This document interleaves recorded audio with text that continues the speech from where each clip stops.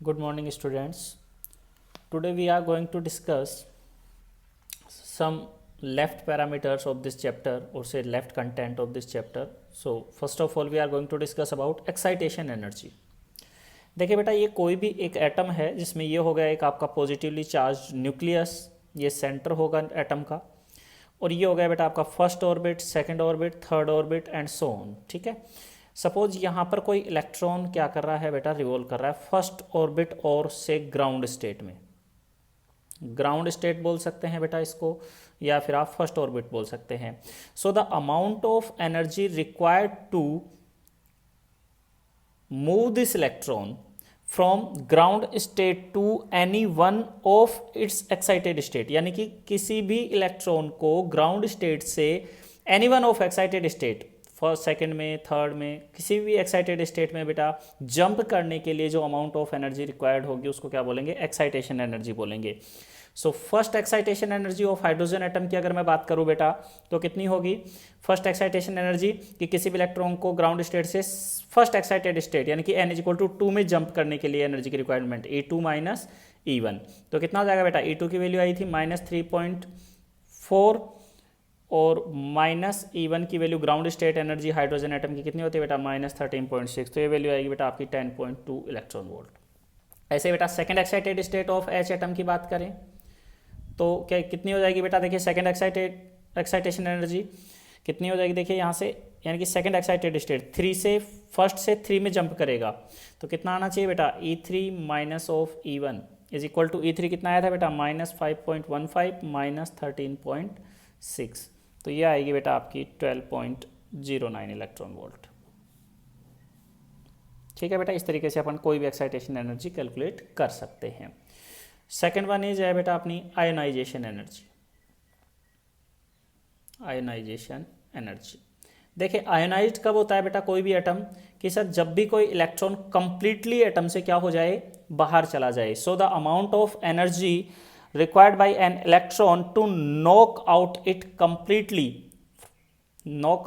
Completely from the atom, यानी कि किसी भी इलेक्ट्रॉन को एटम से कंप्लीट रिमूव करने के लिए जो अमाउंट ऑफ एनर्जी रिक्वायर्ड होगी उसको क्या बोलेंगे अपन, एक्साइटेशन एनर्जी बोलेंगे। और एक्साइटेशन एनर्जी कितनी आएगी बेटा, सॉरी आयोनाइजेशन एनर्जी, तो आयोनाइजेशन एनर्जी कितनी आएगी आपकी, इनफाइनाइट ऑर्बिट में जाएगा तब इलेक्ट्रॉन को अपन को क्या बोलते हैं, फ्री इलेक्ट्रॉन बोलते हैं, क्योंकि इन्फिनिटी ऑर्बिट की जो एनर्जी आई थी वो आई थी बेटा अपनी कितनी, 0।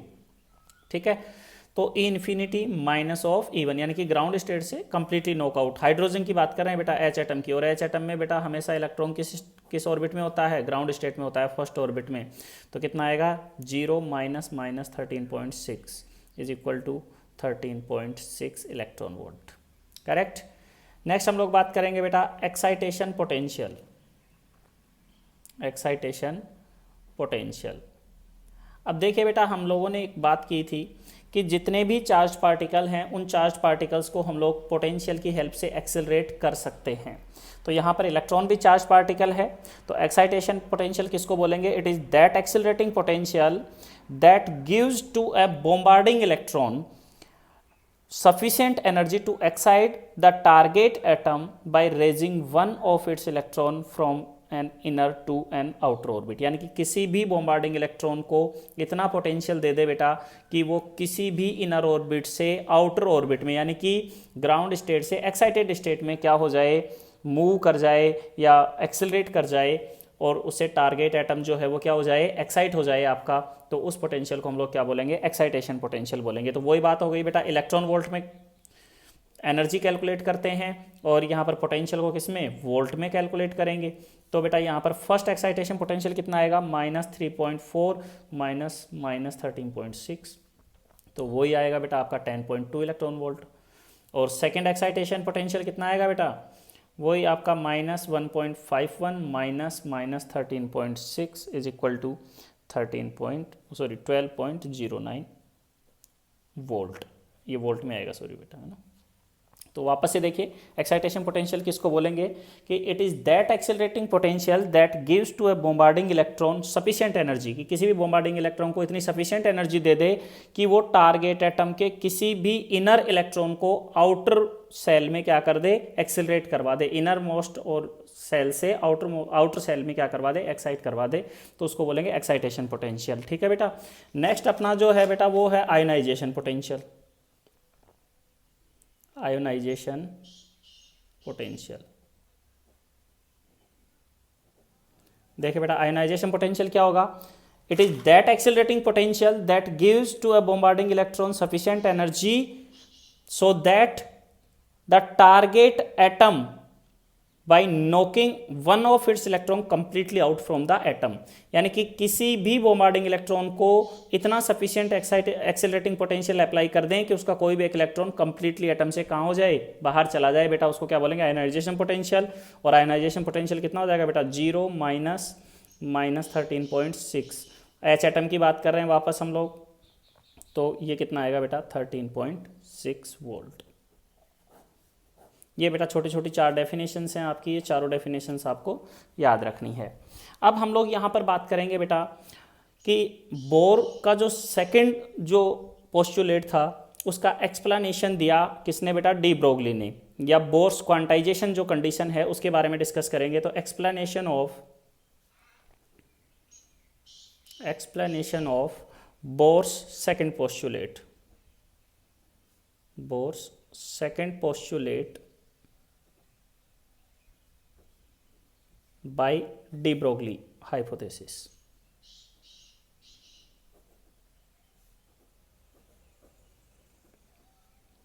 Bye de Broglie hypothesis. Bohr's second postulate की बात करेंगे बेटा, किसके अकॉर्डिंग बात करेंगे अपन, डी ब्रोगली हाइपोथेसिस के अकॉर्डिंग बात करेंगे। ठीक है बेटा।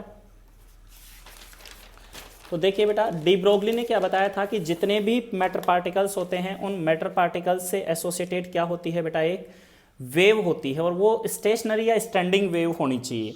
तो ये कंडीशन कब एप्लीकेबल है बेटा, देखिए अपन ने बोल दिया कि कोई इलेक्ट्रॉन है वो आर रेडियस के सर्कुलर ऑर्बिट में क्या कर रहा है, रिवॉल्व कर रहा है, आर रेडियस के सर्कुलर ऑर्बिट में वी वेलोसिटी से क्या कर रहा है, रिवॉल्व कर रहा है। तो देखिए बेटा according to Bohr's de Broglie's hypothesis, this electron should also associated with a wave character, यानी कि ये इस इलेक्ट्रॉन से एसोसिएटेड एक स्टैंडिंग वेव होनी चाहिए।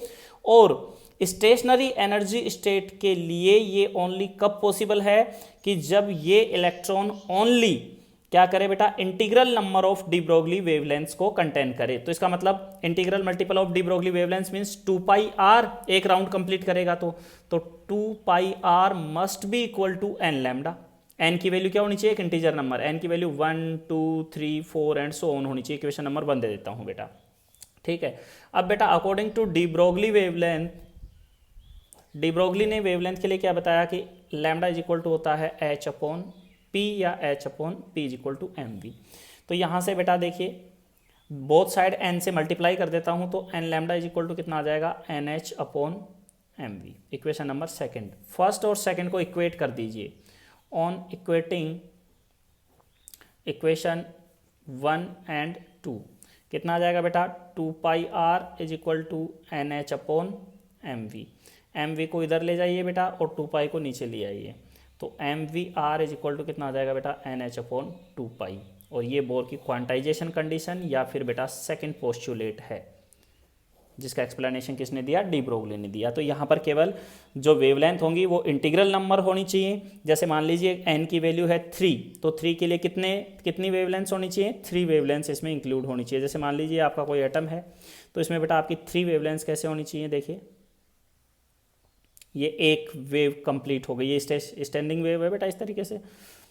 उसके बाद में ये 2 हो गई बेटा और ये 3 वेवलेंथ हो गई। यहाँ से यहाँ तक देखिए, ये यहाँ से एक लैम्डा कंप्लीट हो गया, फिर एक यहाँ से यहाँ तक कंप्लीट हो गया, फिर एक यहाँ से यहाँ तक, यानी कि 3 n इज इक्वल टू 3 के लिए 3 लैम्डा आना चाहिए। ठीक है। अगर बेटा n की वैल्यू 2 होती तो 2 लैम्डा आती, अगर n की वैल्यू 1 होती तो 1 लैम्डा आती। ठीक है। अगर n इज इक्वल टू 4 की बात करेंगे तो इसको वेव को 4 टाइम्स यानी कि 4 लैम्डा उसमें इंक्लूड होना चाहिए। ठीक है बेटा। ये हो गया बेटा अपना चैप्टर कंप्लीट। अब मैं आपको कुछ एक न्यूमेरिकल्स की बात करता हूँ। न्यूमेरिकल प्रॉब्लम कैसे सोल्व करेंगे आपको मैं कुछ एक ट्रिक्स बता देता हूँ और कुछ एक आपको फॉर्मूलाज में कैसे वैल्यू पुट करनी है न्यूमेरिकल्स।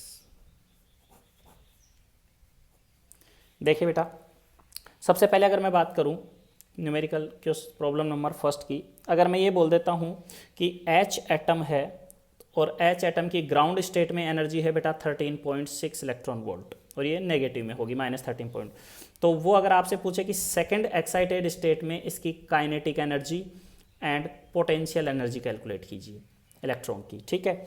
तो सबसे पहले तो बेटा सेकंड एक्साइटेड स्टेट के लिए n की वैल्यू कितनी हो जाएगी, सेकंड एक्साइटेड स्टेट के लिए n की वैल्यू हो जाएगी 3, मैंने बोला था सेकंड बोलता है तो +1 हो जाएगी, सही है, तो n की वैल्यू 3, तो एनर्जी कितनी आएगी बेटा इस ऑर्बिट में, En = -13.6 अपॉन n², तो -13.6 और 3 का स्क्वायर कितना हो जाएगा बेटा 9, तो ये आ जाएगी -1.51 इलेक्ट्रॉन वोल्ट।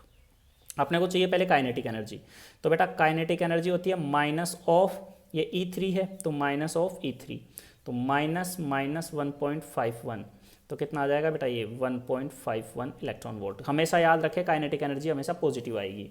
फिर पोटेंशियल एनर्जी की बात करें तो पोटेंशियल एनर्जी कितनी होती है बेटा 2 टाइम्स ऑफ टोटल एनर्जी या 2 times of kinetic energy minus में, या -2 टाइम्स ऑफ काइनेटिक एनर्जी, दोनों कुछ भी बोल दीजिए, तो 2 × -1.51, तो आ जाएगी 2 और 0 और ये कितनी आ जाएगी बेटा 3, यानी कि 3.02 इलेक्ट्रॉन वोल्ट, और ये कैसी आएगी नेगेटिव में आएगी, ठीक है। उसके बाद में बेटा एक बहुत अच्छा सा क्वेश्चन आपका पूछा जाता है कि कैलकुलेट द शॉर्टेस्ट वेवलेंथ